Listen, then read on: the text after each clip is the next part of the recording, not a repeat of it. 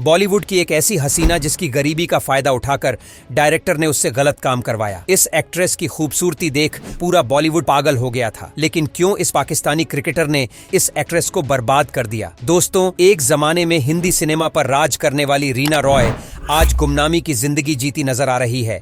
अपने अच्छे खासे फिल्मी करियर के बीचों बीच उन्होंने कुछ ऐसा फैसला लिया कि उनका करियर और पर्सनल लाइफ दोनों बुरी तरह से बर्बाद हो गए। इनकी कहानी शुरू होती है एक आम परिवार से, और ऐसा कहा जाता है कि रीना के पेरेंट्स उनके बचपन में ही अलग हो गए थे। रीना ने छोटी सी उम्र में ही बहुत बड़े उतार चढ़ाव देखे थे। उनकी माँ हिंदू थी और पिता मुस्लिम थे, और जब वो छोटी थी तब उनका नाम सायरा अली हुआ करता था। उनकी माँ शारदा रॉय और शकीब अली के बीच शादी के कुछ साल बाद ही तलाक हो गया था। जब उनका तलाक हुआ तो रीना की मां ने अपने चारों बच्चों के सरनेम बदल दिए। शारदा रॉय ने अपनी बेटी को नाम दिया रूबी रॉय, लेकिन जब वो फिल्मों में आई तो उन्होंने अपना नाम बदल दिया और वो रीना रॉय हो गई। रीना ने बचपन में गरीबी के दिन देखे थे। उनकी आर्थिक स्थिति इतनी अच्छी नहीं थी। घर चलाने के लिए कम उम्र में ही उन्हें एक क्लब में जाकर डांसर की तरह काम करना पड़ गया। वहां हर दिन उन्हें अजीब अजीब नजरों के लोगों को झेलना पड़ता था। लेकिन एक दिन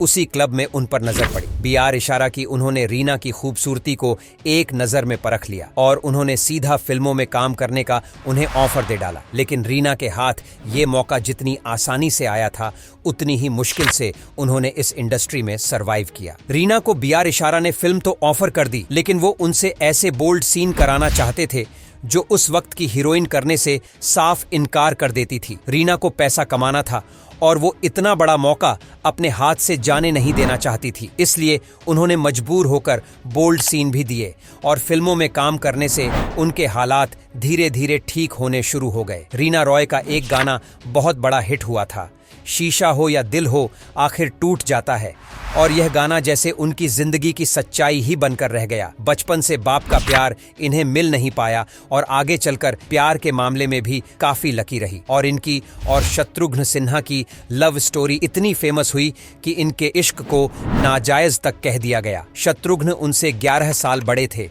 लेकिन रीना उनके प्यार में एकदम पागल थी और दोनों की मुलाकात पहली बार कालीचरण फिल्म के सेट पर हुई थी। इसके बाद इन दोनों के इश्क के चर्चे बॉलीवुड की हर गली में हो गए, जो पहले छुप छुप कर मिलते थे। उन्होंने खुलकर अपने इश्क को एक्सेप्ट करना शुरू कर दिया और ऐसा माना जाता है कि इनका रिश्ता करीब 7 साल तक चला और मीडिया में हर तरफ यही खबरें थीं कि दोनों बहुत जल्द शादी भी कर लेंगे। लेकिन ना ही रीना रॉय को और ना ही फिल्म इंडस्ट्री में किसी को भी यह आइडिया था कि शत्रुघ्न के मन में चल क्या रहा है। और एक दिन अचानक शत्रुघ्न सिन्हा ने पूनम से शादी कर ली और रीना रॉय का दिल टूट गया।